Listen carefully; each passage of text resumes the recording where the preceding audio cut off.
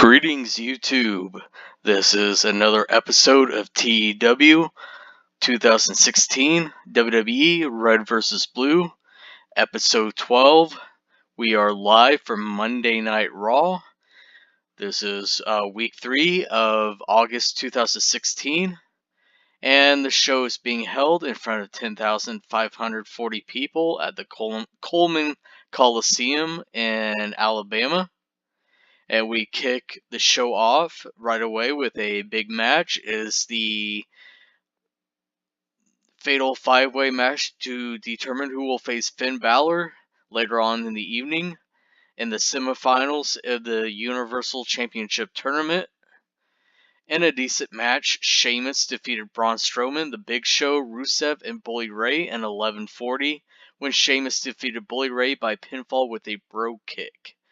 Braun Strowman was the weak link, struggling to keep up with everyone else's in-ring performance.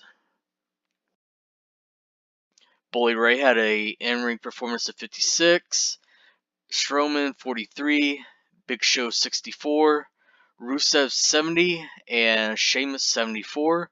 The match got a 71C plus rating. Sheamus is improving in performance skills, Rusev in Rumble, and Rusev in performance. So yes, later tonight will be a battle of the Irishmen, Sheamus against Finn Balor. The winner will move on to SummerSlam to fight for the Universal Championship. Next segment is backstage interview. Renee Young is with Seth Rollins, and he is pretty banged up. If you remember on SmackDown Live, he got Dean Ambrose and Roman Reigns to meet up with him in a in a random location outside of the building, since Seth Rollins is a member of the Raw roster. He can't get inside the SmackDown show without being invited, so he had to get Ambrose and Reigns to meet up with him, because he knew if they knew it was Seth that was wanting to meet up with him, they probably want to do it because, hey, would he blame them after everything Seth has done to them? So, he sent a anonymous letter to Roman and Dean, and against their better judgment, they met up with this person, which turned out to be Seth. And somehow, someway, the Forgotten knew where they were going and pretty much ambushed the trio. But Seth is there at Raw tonight, and he's banged up, but he's backstage with Renee Young. And Renee just talked about, why he wanted to meet up with Ambrose and Reigns last Tuesday on SmackDown Live. And Rollins is like, well, Renee, obviously, I'm a dick, pretty much, and he wanted to speak to Roman and Dean about the match at SummerSlam, and he figured that was the only way he could, talk to them. And as for, the Forgotten finding out where they were going to meet up, he doesn't know how. They tried to pin it on him, like he set up Roman and Dean, but he had nothing to gain from it, because he was the one attacked too. He also wants to get revenge on them as well, because they cost him the WWE Championship at Battleground. So he's just basically explaining what happened, and then he's hyping his match tonight because he's going to be facing Damian Sandow in the main event. And he's just reiterating that he knows he's, 5 against 1 because he doesn't have any backup. He, last couple years, he hasn't been the best person, so he doesn't have a lot of friends. So he knows what he's getting himself into, but that's okay, because as long as he gets his hands on at least one of the members of the Forgotten, it's okay with him, because he knows at SummerSlam, him and Roman and Dean will get rid of this problem once and for all. So the segment got a 64C rating, no worker improvements.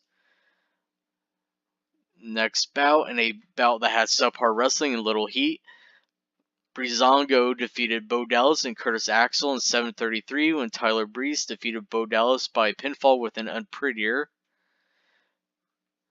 Curtis Axel is getting better at his gimmick. Fandango and Tyler Breeze has great chemistry when teaming together. JBL and Byron Saxton have pretty good chemistry. Fandango hinted at a face turn, but it got a low reaction. The fans recognized that it's not his strong suit. Likewise with Taylor Breeze. So yeah, I'm planning on turning Breezango babyface just like in real life. The Raw babyface tag team side is actually is almost non-existent because only the Lucha Dragons are the only babyface team on the Raw side of the babyface tag team division. So I need more babyface tag teams, and I figured it was either Breezango or the Vaudevillains. I figured, Breezango work as babyfaces, so hey, might as well do it. So this is kind of setting it up for their face turn. I mean, obviously it's not going to be like some huge, groundbreaking face turn, but I just want to build up the turn because I don't want to do a shock turn with them. And then because later on, if I want to do a shock turn with someone else, I don't want the turn of being dinged. So yeah, just building them up. I'm not sure if I want to call up any other teams at this moment. It's possible, but I haven't exactly decided who or when I want to do it. Curtis Axel had an in-ring performance of 52, Bo Dallas 46, Tyler Breeze 54, and Fandango 47. Curtis Axel is improving in performance skills. The match got a 51D plus rating. Next segment is another backstage interview. Renee Young is with Becky Lynch, and if you remember, Becky Lynch won a #1 contendership match last week on Raw, and she will be facing Charlotte Flair at SummerSlam for the WWE Women's Championship. So Renee is talking to Becky about that, and Renee brings up the fact that Becky hasn't had a lot of success when it comes to championship opportunities. She lost at WrestleMania, she lost at Royal Rumble, she lost at Battleground, and the time she's competed for the NXT Women's Championship, she lost there. So, Renee just wants to know, with Becky, what makes her think that this time is going to be any different. And Becky's like, that's the way it is sometimes. You're gonna lose matches when it counts. You're going to, get knocked back.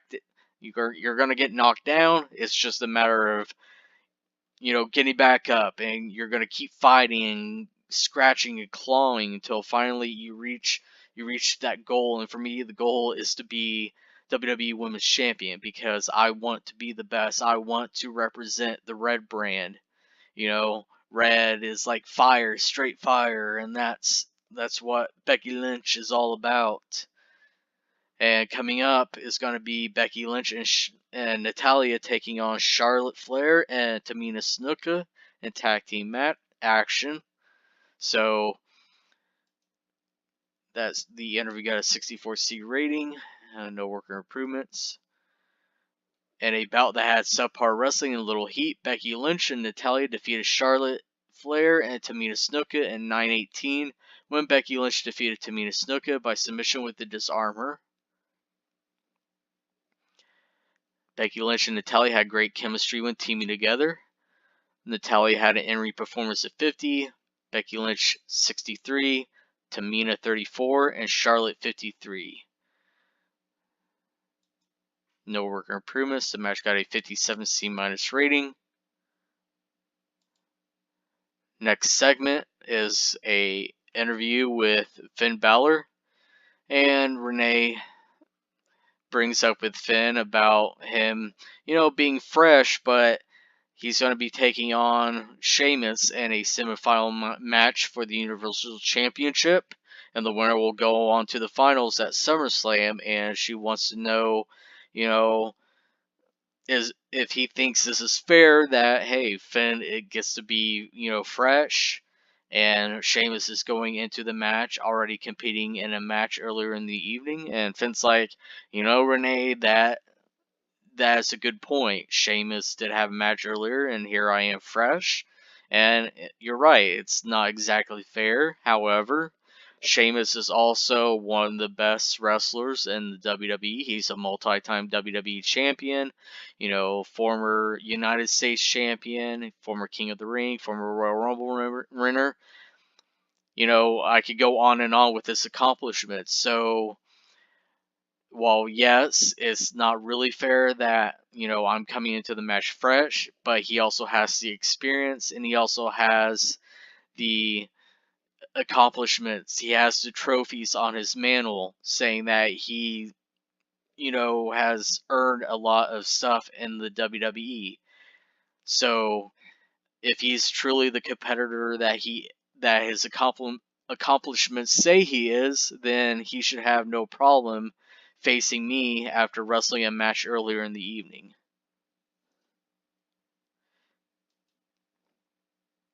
So the segment got a 64C rating, and in a decent match, Finn Balor defeated Sheamus in 12-17 by pinfall with a 19-16. Sheamus had an in-ring performance of 75, Finn Balor 57. The match got a 66C plus rating, so yes, Finn Balor has punched his ticket to SummerSlam to face the winner between John Cena and Cesaro later tonight to become the first ever WWE Universal Champion. No worker improvements. I did have to keep Sheamus strong in this match because he wasn't too happy about doing the job to Balor because Balor is only being pushed as an opener, at least for the time being. I'm just trying to work him up. I normally don't like to just randomly assign pushes just based on how I want to push him, just because I don't think, that's really fair, and he's auto pushing right now as an opener. But hopefully I can build him up to the point where he's going to auto push to at least an upper mid Carter.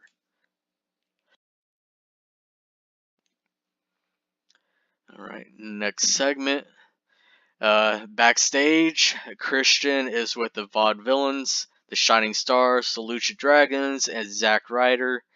Basically, Christian is letting them know that at SummerSlam they're going to be in a tag team gauntlet match to crown the Raw Tag Team Champions. Just basically a short segment to announce that match for SummerSlam and to get them on the show. No worker improvements. The segment got a 70C plus rating, so considering who was in the segment, not too bad. In a terrible match, Eric Rowan defeated Darren Young in 6-10 by pinfall with a full Nelson Slam. Darren Young had an in-ring performance 40, Eric Rowan 46. No worker improvements. Match got a 45D rating. So yeah, just a match to get Eric Rowan a victory, because I have made him look kind of weak in the last couple weeks, and I don't want to completely kill him off, so I gave him a win here. And another backstage interview, which surprisingly low. I think Renee kind of killed it, and because it's freaking John Cena, he should get at least a high B for an interview. But be that as it may, Renee Young is asking John Cena about his match coming up with Cesaro, and Cena just being Cena, saying he respects Cesaro and he respects what he can do in the ring, but this is a big match to punch his ticket to SummerSlam to face Finn Balor to become the first ever WWE Universal Champion. And Cesaro, unfortunately, is going to hit a roadblock by the name of John Cena. So just straight to the point, Cena respects Cesaro and what he can do in the ring, but unfortunately it's going to be Cena going on to SummerSlam. The interview got a 68C+ rating. Next segment, in a good match, John Cena defeated Cesaro in 1959 by pinfall with an attitude adjustment. Cesaro had an in-ring performance of 67, John Cena 84. No worker improvements. The match got a 72B- rating, which is, pretty decent. I was hoping for, at least a B, but, I can't complain too much. And in the main event, in a decent match, Seth Rollins defeated Damian Sandow in 1449 by pinfall with a pedigree. Damian Sandow had an in-ring performance of 52. Seth Rollins had an in-ring performance of 77. No worker improvements. The match got a 65C rating. Kind of disappointing. I was hoping for at least a C+, but Damian Sandow kind of low, so I'm sure he dragged that down to what it could have been. And then we end the show with another beatdown on Seth Rollins. As he stated earlier, he knew it was 5 against 1, and he kind of resigned it. He tried to fight as much as he could, but once again, the numbers game were just too much. And of course, no one came out to, try to help Seth, because even as he stated earlier, he hasn't been the best guy the last couple of years, so obviously he hasn't made a lot of friends. So basically, the show ends with the Forgotten taking out Seth Rollins and laying him to waste once again.